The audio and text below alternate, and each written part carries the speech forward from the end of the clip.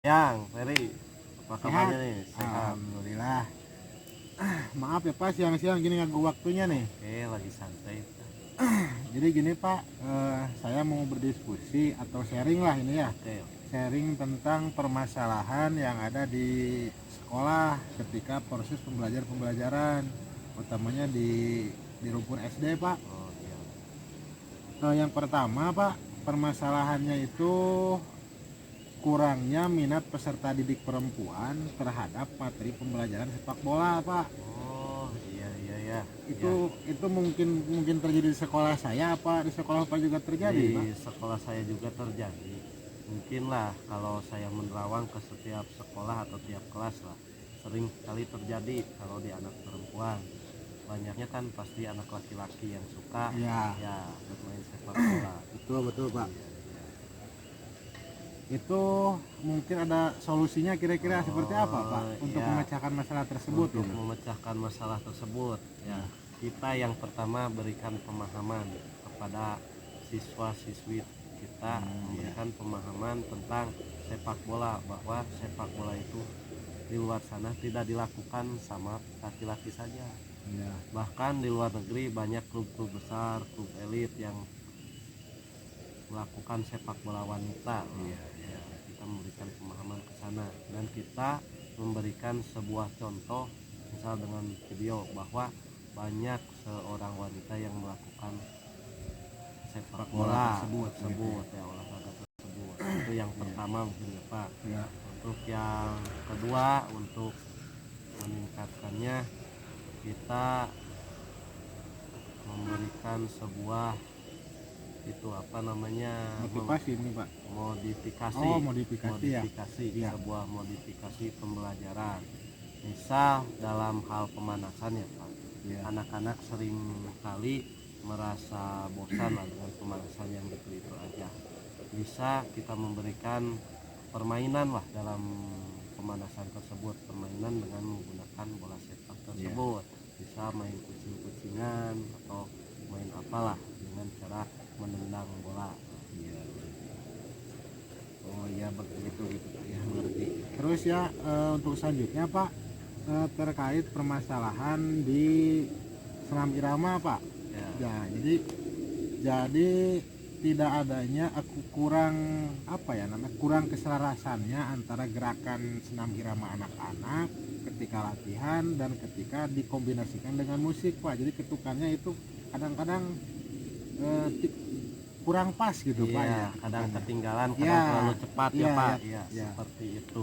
Itu solusinya seperti apa Pak kira-kira Pak? Untuk hal tersebut, yang pertama kita harus menjelaskan langkah-langkah senam irama tersusun, Oh, mulai ya, dari berarti awal. step by step ya Ya, Pak. step by Iya, step. iya. Mulai dari yang pertama kan ketukan. Iya. Kita memberitahu anak ketukan dalam senam tersebut. Biasanya kan rata-rata 1 sampai 8 ya Iya, Pak. iya, iya. Memberikan pemahaman ketika melakukan senam tersebut, kita menggunakan ketukan. Misalnya kita menghitung bersama waktu melakukan Latihan. aktivitas tersebut. Oh iya. Latihan, ya. Berarti untuk pengulangan latihannya juga harus harus ditambah mungkin ya Iya, Pak. harus Iya. disesering mungkin Oh, iya. Pak, harus rutin, misal seminggu 3 kali. Oh iya, iya, iya. Ketika pagi atau misalkan di hari Sabtu Di ya. hari Sabtu, Jam ya, Sabtu lakukan iya, terus berulang-ulang ya Pak. berulang-ulang, Oh, iya. supaya anak dapat memahami terhadap ketukan dan irama pada senam tersebut.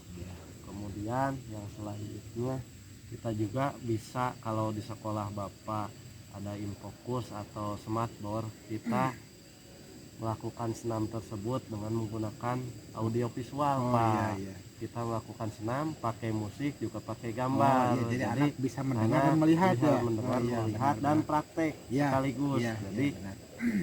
nggak bakal ketinggalan Iya. lah, lebih ke anak juga lebih antusias Iya, Pak. iya.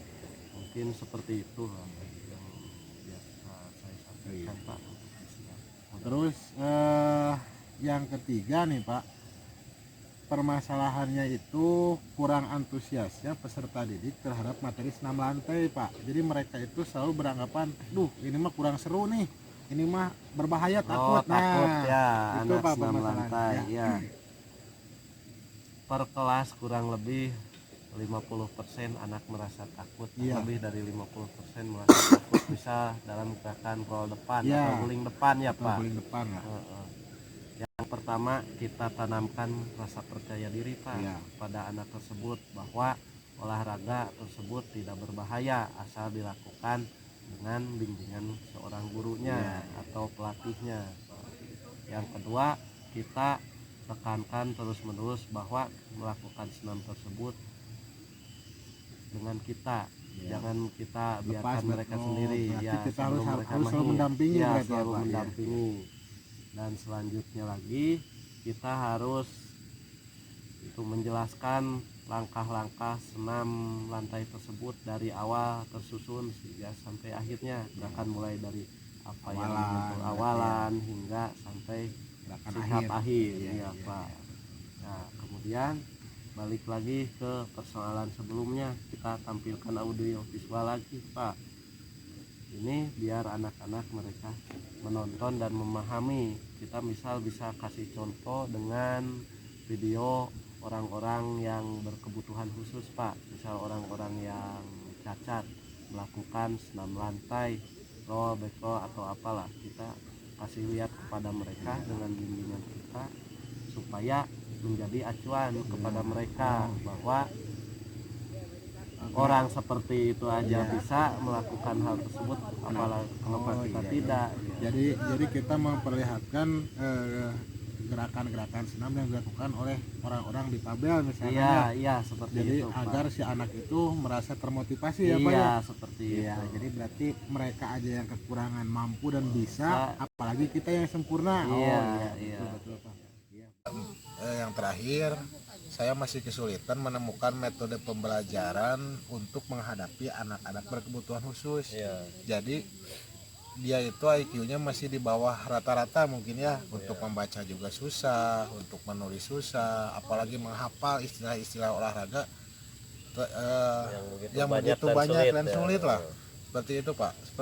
Kira-kira bagaimana Pak? Oh, untuk anak seperti itu ya, ketika menghadapi anak seperti itu kita harus melakukan pendekatan khusus Pak, pendekatan khusus terhadap anak tersebut. Kita jalin komunikasi, kita jadikan diri kita lah sebagai seorang sahabat bagi dia, supaya dia merasa nyaman, merasa suka kepada diri kita, dan dia bisa aktif dalam pembelajaran yang kita laksanakan Pak. Jadi kita menjalin hubungan dalam tanda kutip berarti hubungan antara siswa dan guru itu seperti hubungan antara sahabat dengan seorang sahabat. Jadi si siswa itu bisa merasa nyaman dulu berarti ya Pak.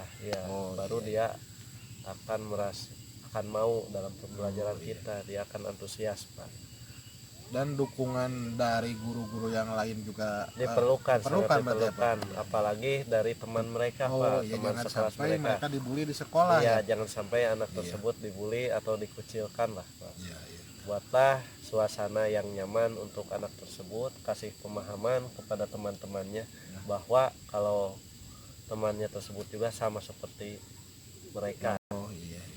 Seperti itu Pak yang bisa saya sampaikan. Tapi di sekolah Bapak juga ada anak berkebutuhan khusus? Tentunya ada Pak, anak di kelas saya juga ada yang seperti itu.